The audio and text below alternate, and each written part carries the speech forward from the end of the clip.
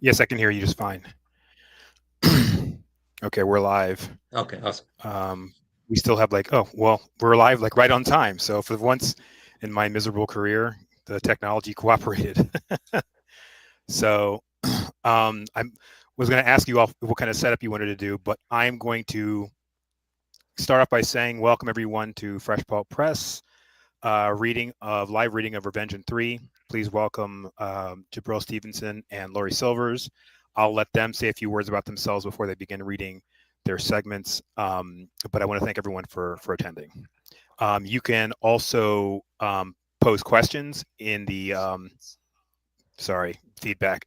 You can pose questions in YouTube, uh, but you should also wait until we have the Q&A session before beginning to do that. So real quick, Revenge in 3, three Muslim authors, me, Laurie Jabril, three genres, three Muslim retellings of the Count of Monte Cristo. I'm immensely proud of this work. All three of us, I think, have done an amazing job. So strap in. And I think we want to start with Laurie today. What do you think? I'm ready to go. Great.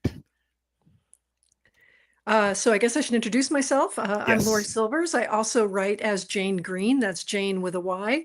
When I write under Laurie Silvers, I write historical mysteries. In this case, it's an alternative historical mystery, an area a city that I make up, and we'll talk a bit about that afterwards during the Q&A. When I write as Jane Green, I write thrillers set in contemporary Toronto. Okay, should I start?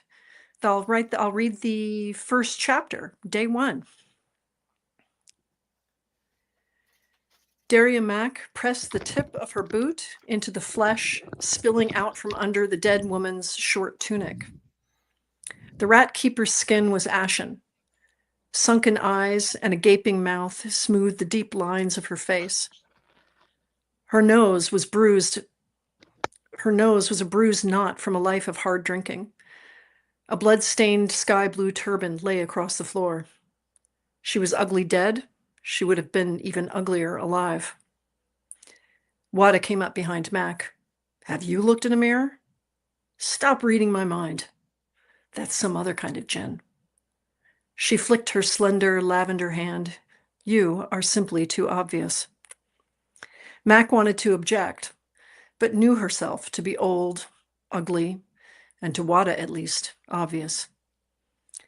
She was not so different from the keeper, splayed out in a garish and humiliating pose, same except in the color of her turban and her refusal to accept the torture of rats so the city could live. Well, that and she didn't have a shank sticking out of her neck. She faced Wada. What happened? I was tending the bar, but what I hear, and what you will hear, is that Joe cheated at cards. A man knifed her for it. But that's not why I sent for you, and you know it. Do you know the killer? Wada raised a perfectly arched eyebrow. I am certain that no one will know who he is. That's not what I asked. Mac looked over at the 3 half-sobered witnesses, sitting in shadow on the bench along a mud brick wall. An Arab woman and 2 men. One small and barrel-chested with something Andalusian to his body language. The other was a big fellow with a smashed nose. All of them were middle-aged or older. They kept trying to get up to leave, then changing their minds and sitting back down. Once Wada told a person to want a thing, they could not resist. The woman, dressed like a stable hand and smelling of it, had her hands open and was muttering, looking up to the sky like a fool. The Andalusian stared at the body stunned, while the larger man watched Mac curiously. He was handsome and nodded to her in that way some men do that make women soften their voices and round their hips. If Gad were alive, he would have walked over and slapped the look off his face. She missed the old bull in moments like this, but there was something else about this man getting her back up. Her head ached, and she put it away.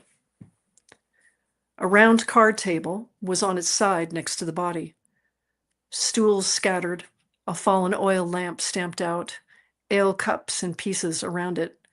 Wet stains had spread out, mixing with blood, and raising the stench of long spilled drink lying in wait in the wooden floorboards.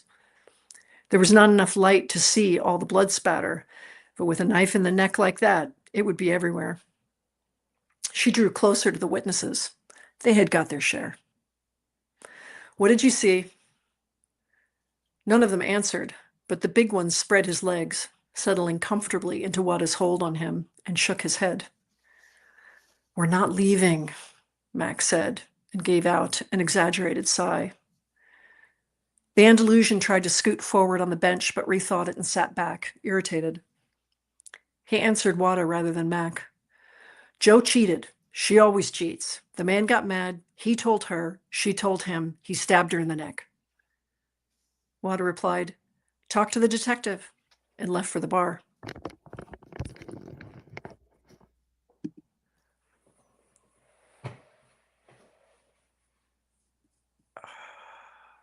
What did he look like? Nothing special. The larger man finally spoke, but in a strangely accented caliphal Arabic rather than Aman Kala's dialect, a patois of Arabic, Persian, Turkic, and the fair words adopted by any other immigrant to the city. He looked like a red-haired Arab, but wore a Sogdian turban. Like myself, he was a well-built man. By this point, Gad would have threatened to make them talk, and at least one of them would have. Mac wished for a moment that she had it in her, but one of Wada's clients had pulled her out of bed just before she had drugged herself to sleep, and her head was throbbing now. She set her jaw. Joe plays cards here a lot? The Andalusian answered, once a week. And she cheats, Mac prompted. He shrugged.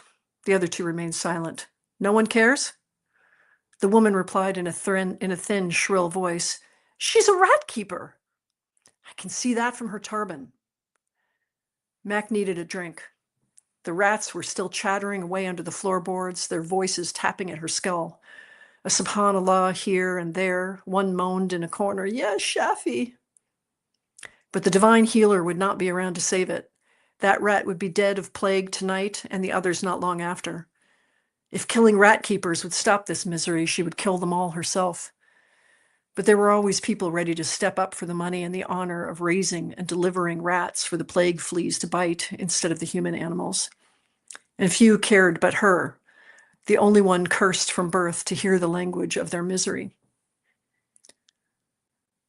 She closed her eyes for a moment to control the urge to give the keeper a swift kick. Mac hated that Wada let rat keepers in her place at all, but even if Wada wanted to turn their kind away, she could not. One complaint, and the Keepers' Council would shut down the water wheel. The denizens of Amankala, even the poorest of the poor, paid the rat policy tax to support them. Those who disagreed still had to give the keepers what they wanted, or find themselves on the wrong side of the law. The death of a keeper in her friend's tavern was no small matter. She took out her notebook and stylus from the linen bag strapped across her thick chest. I need your names and where you live. The woman stuttered, Marwa, Farm Amila, South Quarter. Mubarak ibn Abdurrazak, Zanbek Kocha, South Quarter. But the larger man paused for a moment, as if he were wondering what name to give, then said, Jabal ibn Abi Faria, Hostel ibn Batuta, just down Janab Kocha. I don't know the name of the alley. They had no obligation to answer her truthfully, other than wanting to remain in Wada's good graces. And if she found the killer, and the case got to the tribunal, they could simply disappear. Nothing anyone could do about it. Mac yelled over her shoulder, Wada, let them go. A moment later, they found they could stand without reconsidering it. Mac waved them out and leaned against the wide arch between the games room and the bar, watching them go, one by one, spilling shards of light through the swinging tavern doors and into the darkened alley. Thank you.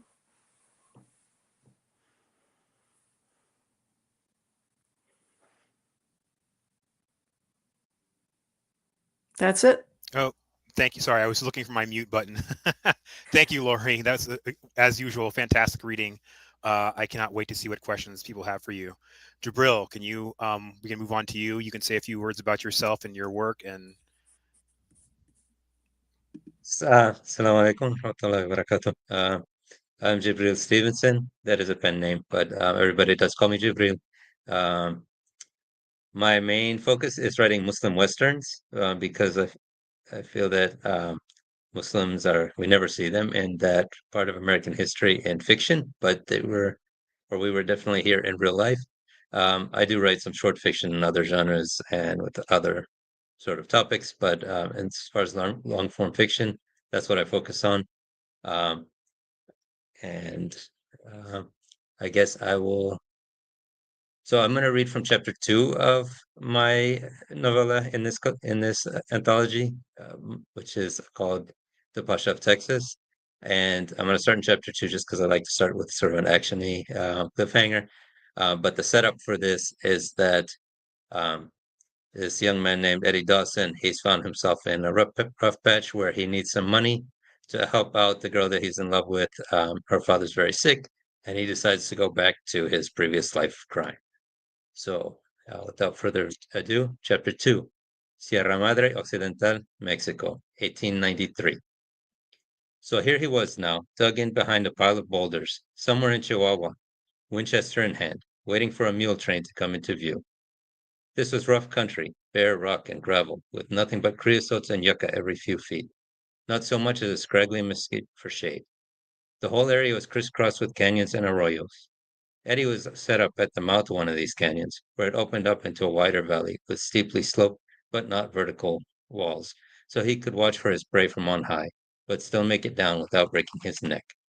Chihuahua was hot, hotter even than West Texas in July, and Eddie could feel the back of his neck burning and blistering where his bandana left a strip of skin exposed. He was sweaty on the bottom, where his body pressed against the hot stone from chest to ankles, and bone dry on top, itchy from the salt left behind by evaporating sweat. Behind another pile of boulders on the other side of the gorge was his partner, Frank Danger, a real bad customer if ever there was. His legal name was Francis Scott Key Dangleberger, but he was liable to shoot a man for calling him that, so Frank Danger it was. He wasn't much older than Eddie, but you wouldn't know that to look at it. Frank was about 6'5" and weighed 250 if he weighed an ounce, with a prize fighter's build. He was missing a few teeth, too, but those were from barroom brawls. He'd probably never fought a fair fight in his life. Frank was from East Texas, too, somewhere up towards Texarkana. He and Eddie first partnered up for a mail stage outside Nacogdoches, and they'd done a few jobs together since then, including the one that had brought them to Santa Catalina. If Eddie had a knack for robbery, Frank was a downright genius at it, always knowing when and where to hit the stages for the biggest take. And this one was supposed to be the biggest of all. A mirror glinting between the rocks told Eddie that his partner had spotted the target. It seemed like an hour passed, not a breath of wind to cool Eddie's sun-baked body, before he could see it too. Two riders first, their upright posture indicating alertness even from a distance. Their sombreros and shirts looked gray, which might not mean anything. If they were rurales, though, this would be a little tougher than ambushing some untrained, poorly armed miners.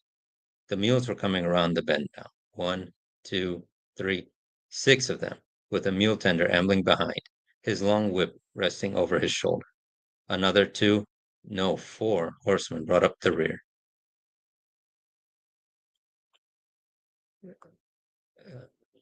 Sorry, I lost my spot. As the mule train came closer, Eddie saw that each of the riders carried a carbine. This wasn't Eddie's kind of operation. He liked stagecoaches because you could ride up in a gang and pop up out of the brush all by your lonesome and stick a gun right in the driver's face. And unless the shotgun rider or one of the passengers got cocky, you'd take your money and no one got hurt. If they did get cocky, well, then you might have to shoot someone, but it was a fair fight, more or less. This here was just murder. The only way Eddie and Frank could take out six armed guards, rurales or not, was to shoot most of them before they had a chance to shoot back. No halt, no hands up, no warning shot, just a 45 caliber slug in the chest. The mule train was almost below them now, close enough that Eddie could make out the first riders' faces, tanned, heavy black mustaches, and their gray uniforms. Definitely uniforms. Definitely rurales. All the more reason to take them all out quick. Another glint of the mirror across the gap. Eddie counted to three. The Winchester bucked against his shoulder, and Down below, 2 of the trailing riders tumbled from their saddles. 2 of their comrades raised their own rifles to return fire, but it was hard enough to shoot from the saddle, and harder still when you weren't really expecting a fight. Their bullets rattled in the rocks, far enough from Eddie's position that he didn't sweat it too much. The other 2 rurales were dismounting, though, running for cover. These were trained men, all right. Eddie shot one of them before he could duck behind the boulders that littered the canyon floor. Frank shot one of the 2 still mounted. Eddie sighted in on the last mounted figure and pulled the trigger. He pitched back, probably shot twice, just as his bullet ricocheted off the red rock a few inches from Eddie's head. The mules continued plodding forward as if nothing had happened, but their driver was cowering by the canyon wall, out of Frank's sight most likely, but plainly visible to Eddie. He was fumbling with an old-fashioned pistol he had stuffed in his belt.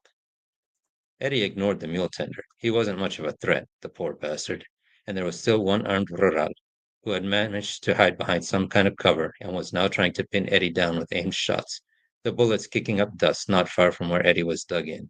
There was enough gun smoke in the gorge that Eddie couldn't quite make out where the shots were coming from.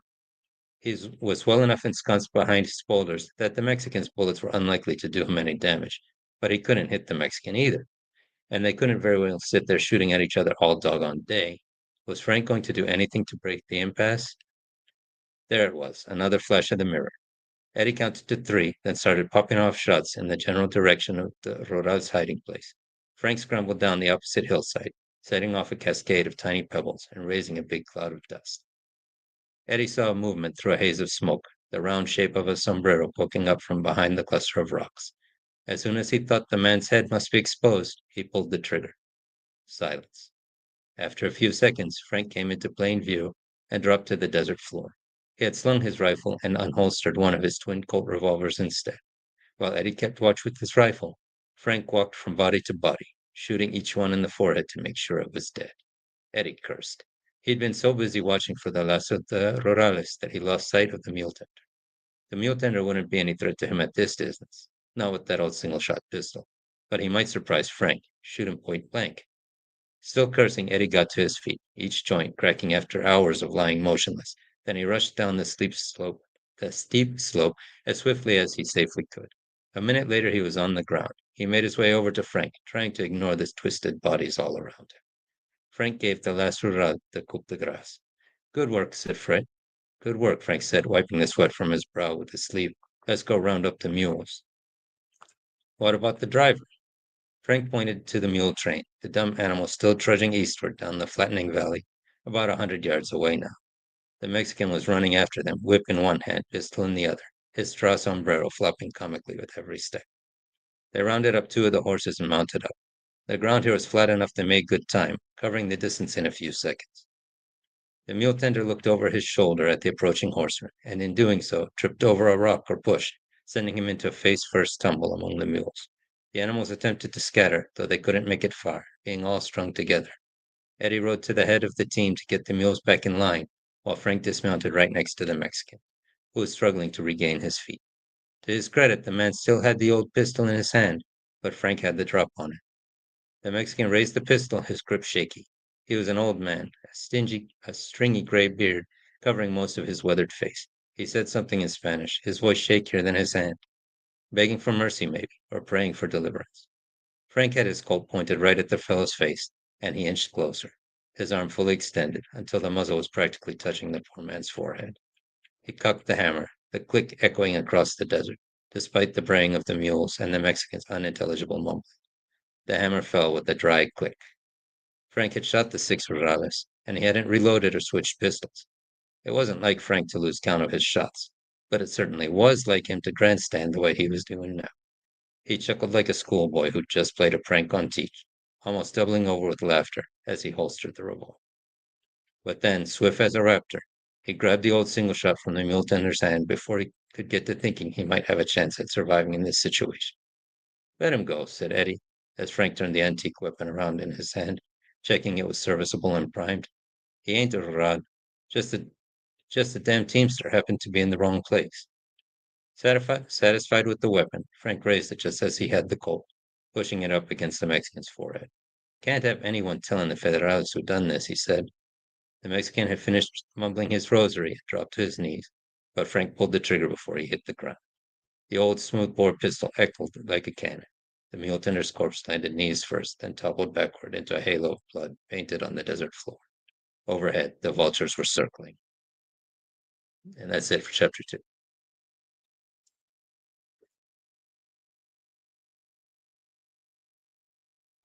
All right, thank you, Drew Brill. So is that it, or is that just it for chapter 2? um, That's it for me for today. okay, great. Okay, I guess we'll move on to my segment. I am Jay Austin Yoshino. I am the publisher, also Fresh Pulp Press, but not the editor. The editor are these two other patient individuals worthy of the grace of God, for sure. In any case, my story, Spatial Condition, I will begin reading it right now. But let me scroll back because I was like scrolling forward for some strange reason. Okay. Can everyone hear me okay? Okay. Solmaz lived near the outer edge of Baikonur in a communal women-only riad. A few hundred meters beyond her house, the formal structures of the city gave way to clusters of shanties occupied by migrant workers. The Kazakh desert constantly threatened to reclaim this marginal settlement. Musk thistle and wild tulips, springing up in the cracks of hastily poured concrete around her house, indicated where previous camps had existed only a few years prior. She and Mohsen lived on the edge of the city, where it was cheapest and where they could render the most mutual aid to incoming migrants. He lived in a men's riad a couple of blocks away, and only paid for the time that he spent on Earth. It also made it easier for them to save money. His position as a third mate on a trade union collective freighter conferred many benefits, but a large salary wasn't one of them. They were to be married once he achieved the rank of first officer, and since the quarters allowed for families to be brought on board, when Solmaz received news 6 weeks earlier that Mohsen's ship, the Nightshade, had gone missing, those plans evaporated. Sitting in front of her vanity, into the mirror, staring into the mirror through puffy eyes and debating whether or not to apply makeup, Solmaz opted for sunglasses instead. She put on a black abaya over her street clothes, wrapped her head in a hijab, and slid the sunglasses on. It wasn't common for a ship to go missing, but it was less common for them to reappear once they had. Ships that had disappeared never reappeared. They were either attacked by pirates and destroyed in the process, or they were lost in the void as a result of singularity drive accidents. When she heard the news, she collapsed into tears and remained inconsolable for several days. After another week, she realized that she still needed to survive and returned to her jobs at the foundry during the day and at a restaurant at night. 3 days ago, the Nightshade was detected entering Earth's system. It began transmitting shortly thereafter. Solmaz received a voice message from Mohsen letting her know he was okay. This time, her tears were tears of joy. She was headed down to Minafata, the starport in the center of the city, because she wanted her face to be the first thing Mohsen saw when he stepped off the jetway. Getting to Minafata from her riad in street side was daunting. It required taking a series of maglevs and auto walks. As she drew closer, hollow boards and vid screens multiplied. Everyone between home and Minafata was broadcasting news of the Nightshade's reappearance. Even the off-world commodities index had been preempted. The news was being broadcast on every screen, on every human colony, and in every transport and mining vessel over 1,000 light years. From street side, she could see the suborbital shuttles flying into Minafata's spire like angry hornets buzzing around a nest. At night, it was a bit more picturesque since the exhaust flares of shuttles were all that was visible. Mina Fada, an old Arabic word for starport, was more than that. The lower levels contained ore processors and foundries. Each subsequent level contained housing complexes and shops. The higher you went in the spire, the more richly appointed it was. Groceries and department stores became fine dining and boutiques. The wealthiest families lived even above the shuttle docks, obscured by mist and low-hanging clouds, where dropships from orbiting mining vessels would offload their cargo into chutes that carried it down to processing levels. It was a physical manifestation of everything she despised, the wealthiest few at the top and the poor masses at the bottom, begging to be exploited. She didn't count herself among those who envied the rich. None of them knew what it was like to press their heads to the earth that Allah subhanahu wa ta'ala had created for them, in the prostration and supplication. Solmaz thought that those who spent their lives bemoaning their lot, envious of those who lived in the upper floors of Munafada, were fools. Once she got to the maglev stop, she saw someone she knew across the street and tried, discreetly, to avert her eyes and lower her head so she wouldn't be noticed. Fortunately, her sunglasses hid the direction of her gaze, making her attempts to ignore him appear unintentional. While Mohsen had been missing, his friend Hassam had sent her several messages. The house mother at the Riyadh thought it was nice. Solmaz thought it was a bit much. She thought Hassam was a fool too. He was wealthy and cousin to the Sector 8 Sultan. His father was the Bashi of all operations for the Sultan at Minafada.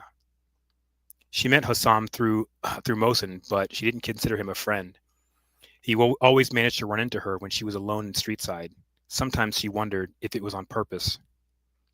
After the nightshade had reappeared, she started seeing him around Streetside more. For the first couple of weeks, she was so overcome with despair that she didn't leave the women's riad. But at some point, she had to leave the house to work and shop. She ran into Hassam on the street, on her way to her restaurant job. He offered his sympathies and a shoulder to cry on. She didn't take him up on it, but whenever she would see him on the street, she would spare a few moments to commiserate before going about her day. A maglev was just arriving, but she wouldn't be able to board and pull away before Hassam got to her. Hassam was trying to flag her down, but she carried on, boarding the maglev, in hope he would feel an aversion to public transportation. She wasn't that lucky. Hassam caught up to her just as she found a seat. He was panting and disheveled, his pores oozing the previous night's drinking. Wow, you walk fast. Hassam put his hands on his knees, half panting, half laughing, before planting himself in the seat across the aisle. Salam alaikum, Hassam. Solmaz expelled the greeting with some force and a bit of judgment. I was just ending a night out when the news came over the feeds. You must be elated. Of course I am. How else would I feel? I'm glad he's back. But you must be asking yourself if this is the life you want for yourself. Dodging corsairs and spacefold mishaps, Hassam said dismissively. How do you imagine it's any better here, or Streetside? Subject to the iniquities of greed, in the trade unionist collective, we work toward a better future for all, not seeking to enrich the few. Oh yes, what is it they say? No one is entitled to anything until everyone has something? Solmaz cut her eyes at Hassam.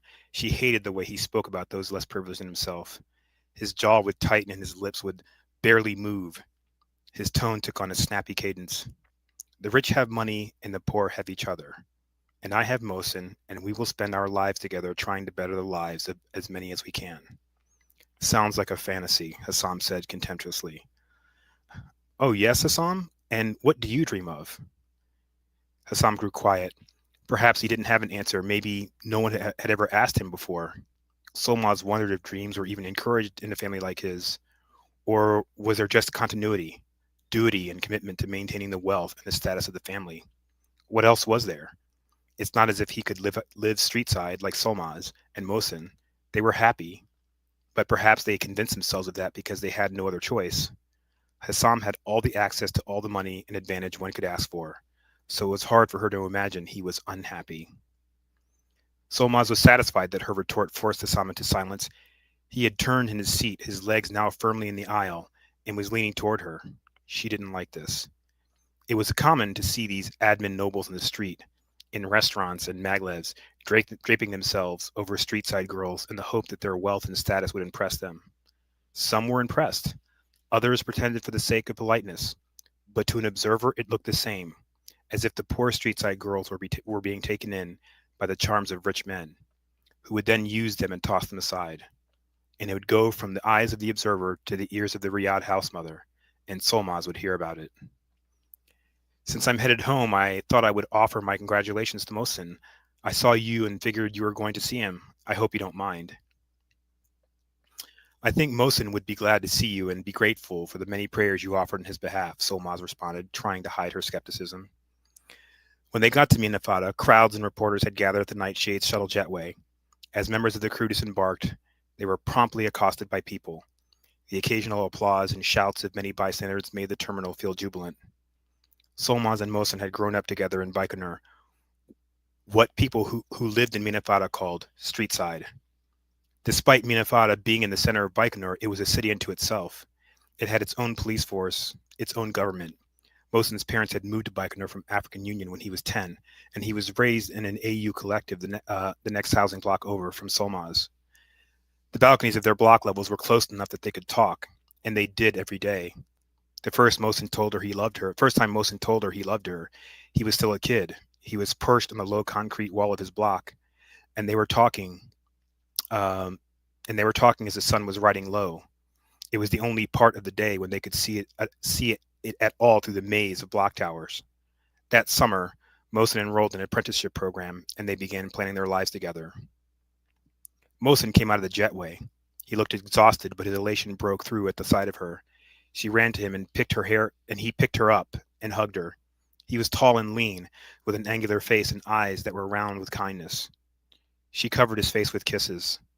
Hassam waited awkwardly to the side as they spent several minutes over their reunion, then stepped forward and patted Mohsen on the shoulder with a rigid formality. Solmaz stopped planting kisses on him. I'm glad to see you safe, my friend, Hassam offered stiffly. Thank you, Hassam. I just wanted to come by with Solmaz and offer my congratulations and express my relief at your safe return. I must be off. Hassam, if nothing else, knew when three was a crowd. Mohsen was attractive and personable. People liked him. Hassam liked him. It was what he hated most about him. But Hassam was no slouch. He was only slightly shorter than Mohsen and just as good looking, and he had wealth and status besides. It aggravated him that he could never gain Solmaz's affections. I think that's 10 minutes for me. So,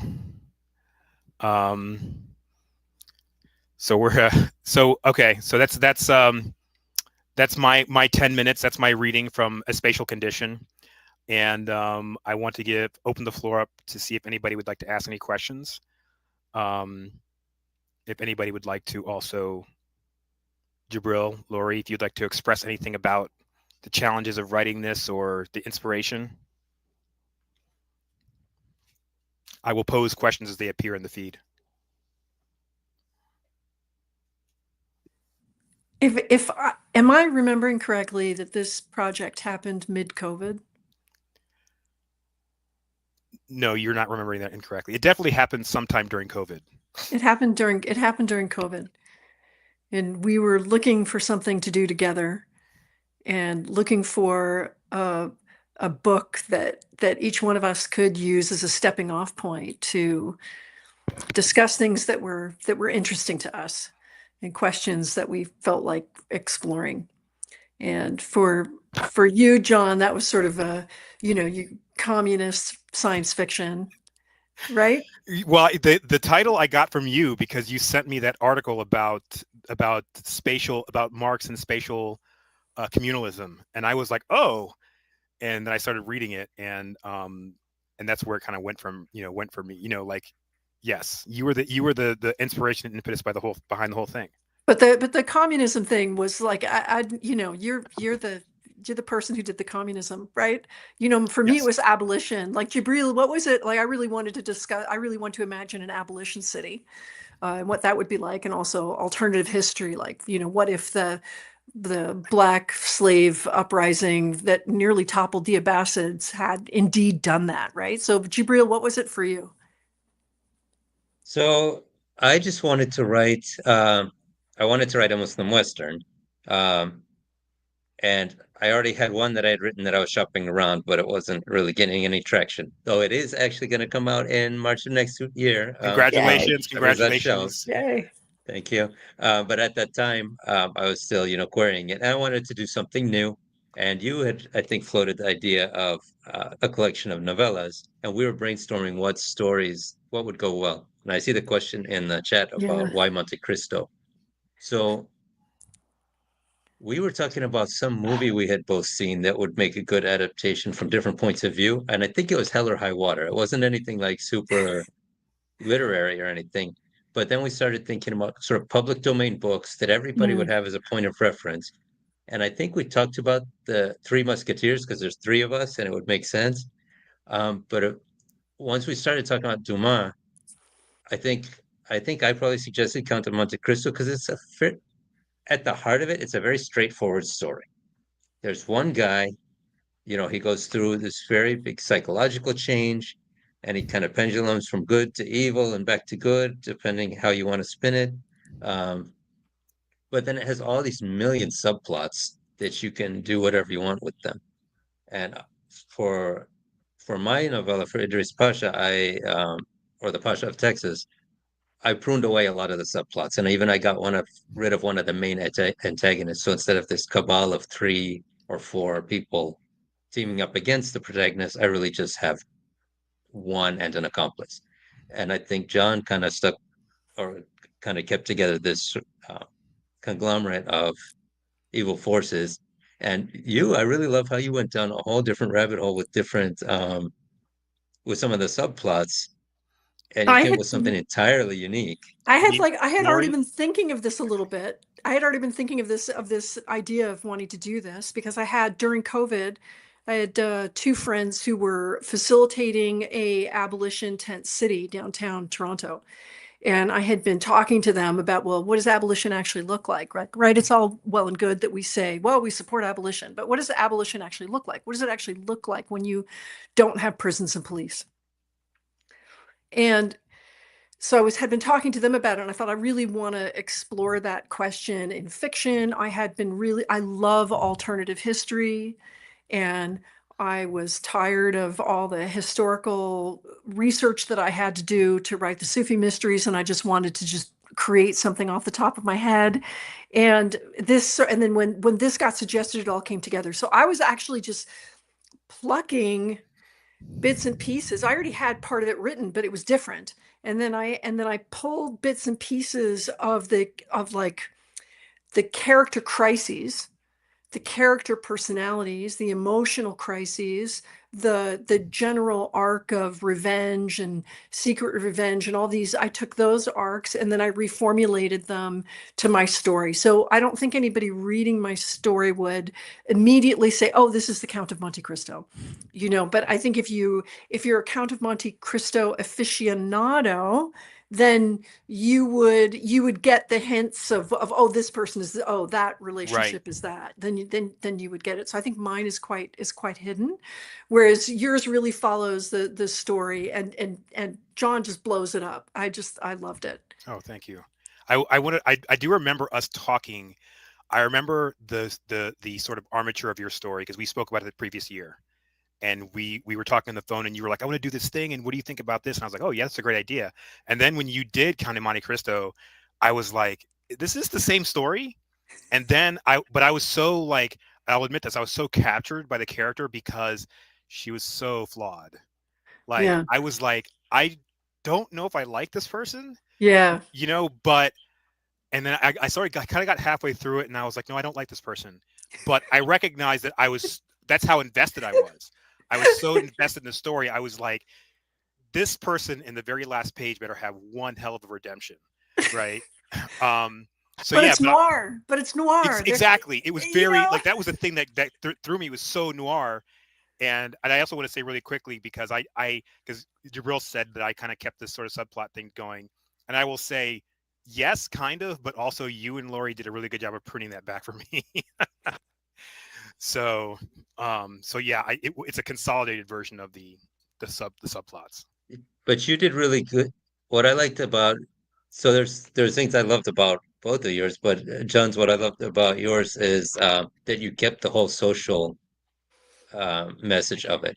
Because the Mhm. Count of Monte Cristo has a very strong social message, even though it's in that time of, counts and aristocrats and so on. There's definitely a strong message of, of the rights of the downtrodden, and um, and I think you really did a great job of making that shine through. Very dogmatic. Yes, thank you.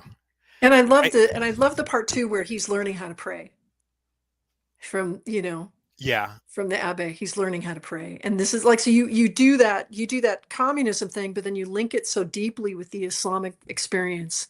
thank you. And it's beautiful. It's really well done. I was speaking with somebody, and I think it may be Napolia who's in the comments about your story, Jabril, because And it may have been somebody else, but we were talking about Westerns and about like the presence of Muslims and how that might have happened because of the French. Like the way that you did that was, I thought, was genius. Like the way that you kind of, like brought this person from Africa in who was basically, I thought that was really cool. Also, I want to see that as like a film. Like Westerns for me are dead, right? Like I haven't seen anything good in my mind since like the Unforgiven, right? And I want to see like an outlaw Josie Wales era, thing, but with like a Muslim dude and he's wearing a fez and he's got a couple of like, Texas Dragoons. Like I'm down with that. And it's such a visual novella. I mean, all of your writing, Jibril, like I'm not a Western person, but I am a you person. I'm like, I will read your Westerns. You give me one of your Westerns, I will go to it immediately because they're so cinematic. So I think Napoleon said you can, she said, I can see the scene so vividly in my head completely. I mean, like, I don't know. I just remember reading your books and just like I could hear rocks falling. It was crazy. And then when I had to write action scenes afterwards, I would actually look at your action scenes and I would copy how you did it. I'm like, oh, he did, okay, these short sentences here. This made a sound. Now, like, look how, I copied. You're really like so great. Also, real quick as a plug, Jabril, because I read a story that you did, I think, for CHM, which was, I think, a cosmic horror kind of Western thing, which also brilliant. I mean, I'm a huge cosmic horror fan, and I've been like really trashing H.P. Lovecraft online lately. But if anyone who's watching gets a chance, go check out Cosmic Horror Monthly. I think Jabril, you've got at least one, I think, 2 stories with them now, or just one. Uh, so I have two stories following that same character. Only one is in Cosmic Horror Monthly. Okay. The other one, where is it available right now? Let me think. It's only, I think, in an Spanish. anthology, which if at my website, which is jibrilstevenson.wordpress.com, I have links to all my stories. All my short fiction is, I think most of it is free. So if anyone's interested, check it out.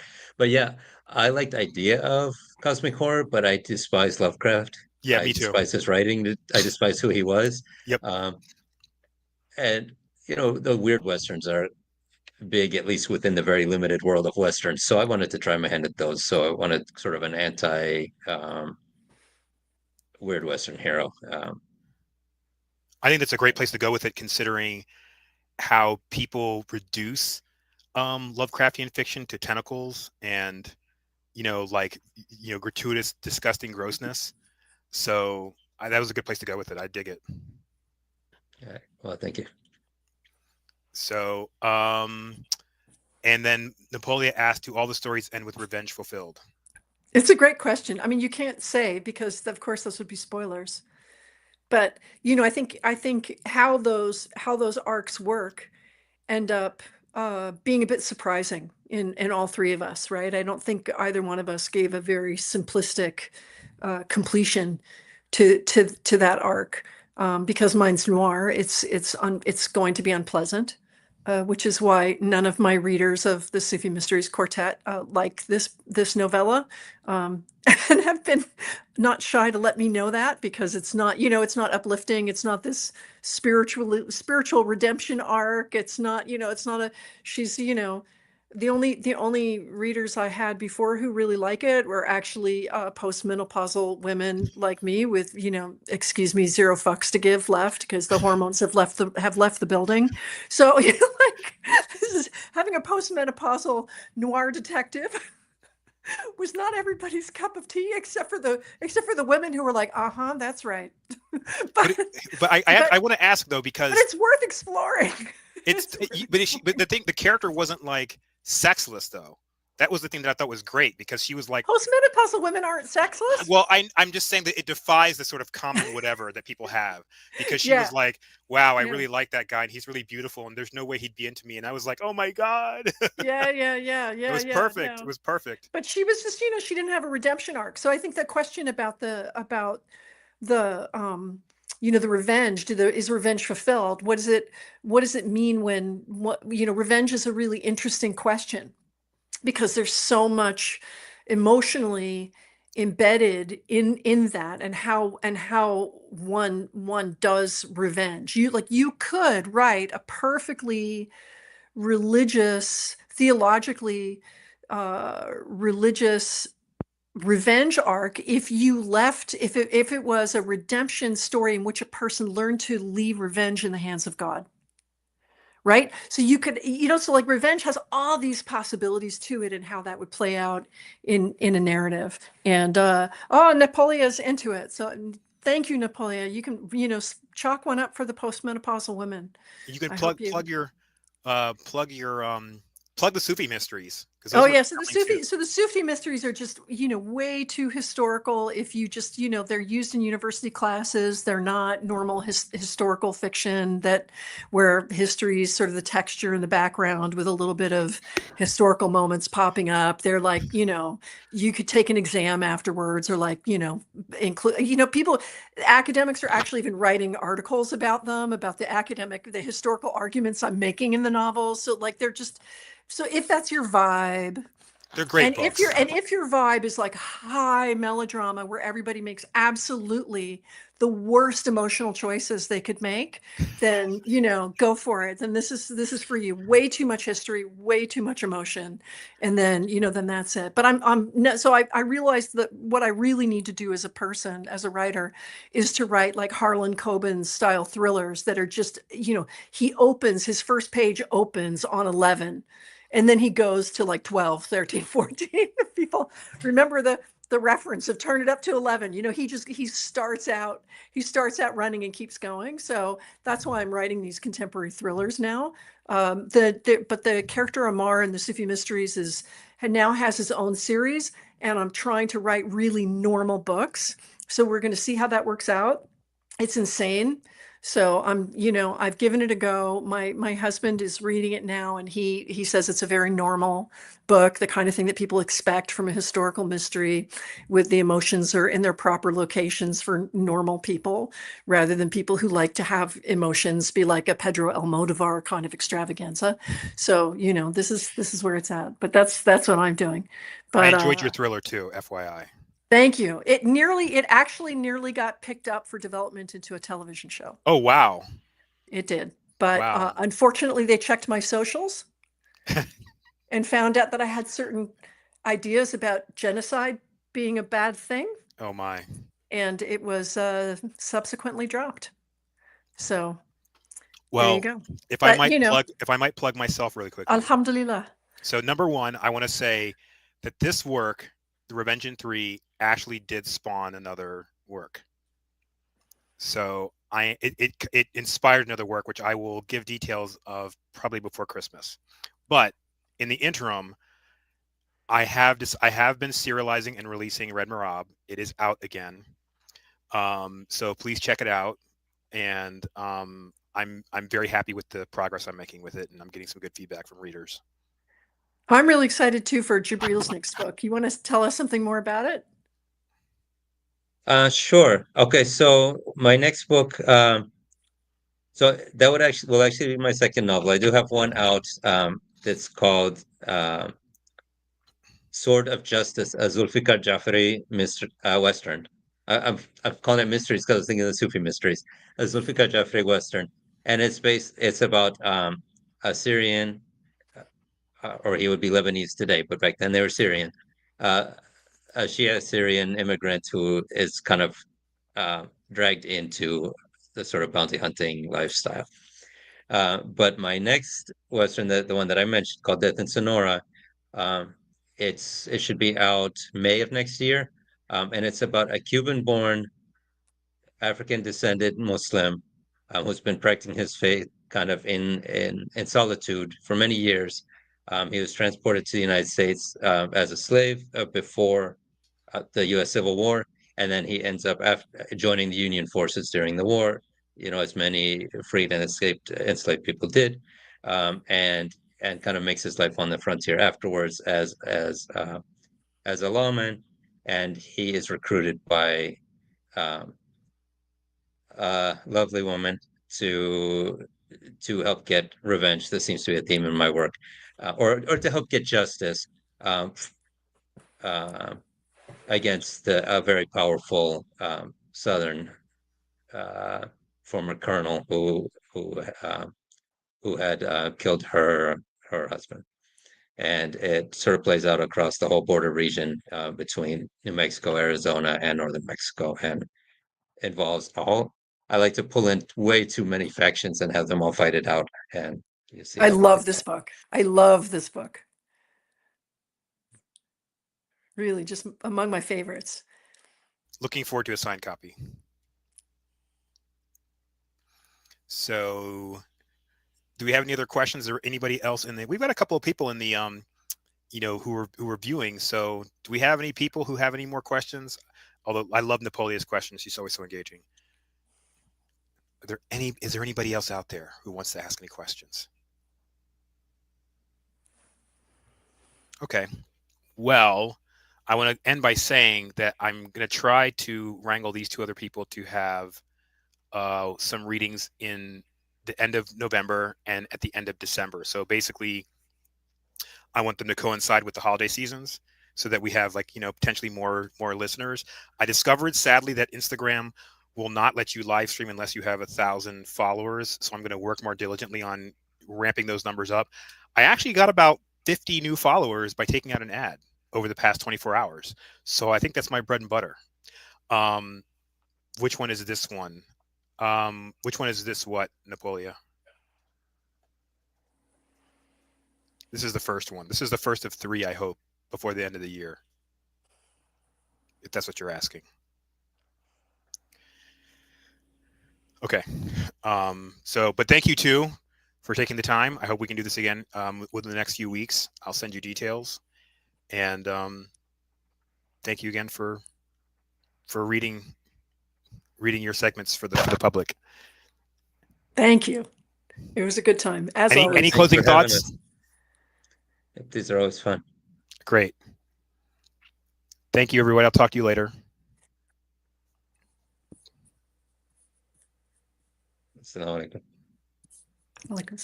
Oh, you're welcome, Dr. MRO. Sorry, we had one last comment. I guess there was a latency. Thank you.